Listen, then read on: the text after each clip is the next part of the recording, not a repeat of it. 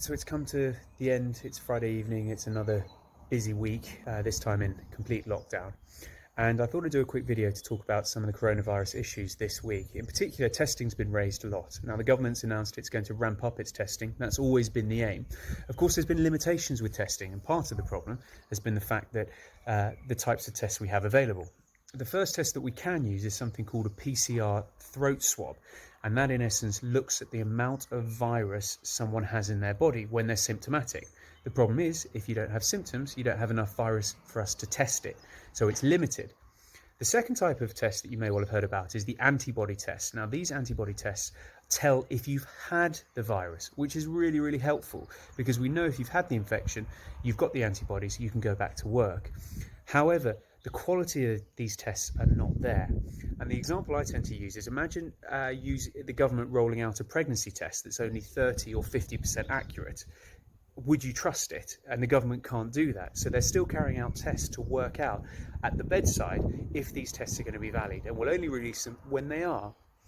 We've got to remember though, testing is only part of the solution to what's going on. There is no cure for this virus, but let's be frank. This virus is like a bad flu.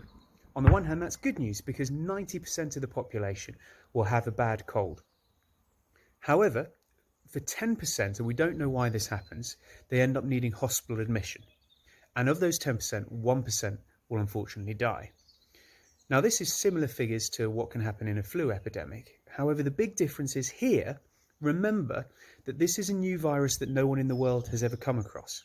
What that means is, at worst case scenario, you could have 50% of the population getting this virus over a 3-week period. Now, 50% of the population, 10% of which would therefore need hospitalisation, is a huge problem and burden on the NHS. And this is why we mustn't lose focus of the social distancing and washing your hands. Because if we can slow the spread, we know the NHS can cope. The new hospital that's been built, that's the same size as 10 district general hospitals and built in 9 days, is to try and deal with this capacity should things go really badly. Now, things have not started flattening out yet, but we must remember that there's a 14-day lag, so social distancing and self-isolation if you have symptoms is absolutely critical, and that is the key to breaking the back of this virus. So wash your hands, stay at home, save the NHS, and save lives.